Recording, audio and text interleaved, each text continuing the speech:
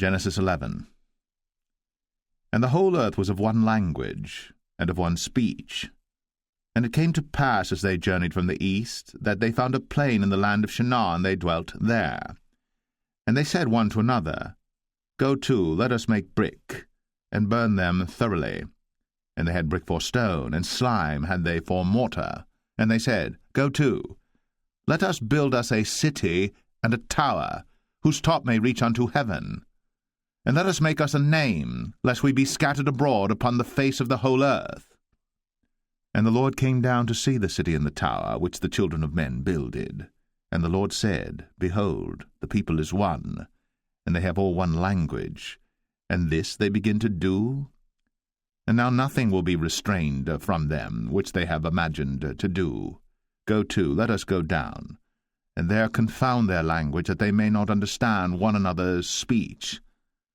So the Lord scattered them abroad from thence upon the face of all the earth, and they left off to build the city. Therefore is the name of it called Babel, because the Lord did there confound the language of all the earth, and from thence did the Lord scatter them abroad upon the face of all the earth. These are the generations of Shem. Shem was 100 years old, and begat Arphaxad 2 years after the flood. And Shem lived after he begat Arphaxad 500 years, and begat sons and daughters. And Arphaxad lived 35 years, and begat Salah. And Arphaxad lived after he begat Salah 403 years, and begat sons and daughters. And Salah lived 30 years, and begat Eber.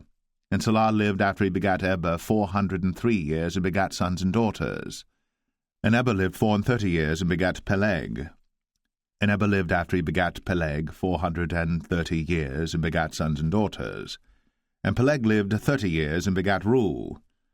And Peleg lived after he begat Reu 209 years, and begat sons and daughters. And Reu lived 32 years, and begat Serug.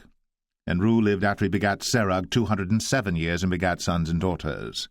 And Serug lived 30 years, and begat Nahor. And Serug lived after he begat Nahor 200 years, and begat sons and daughters. And Nahor lived 29 years, and begat Terah. And Nahor lived after he begat Terah 119 years, and begat sons and daughters.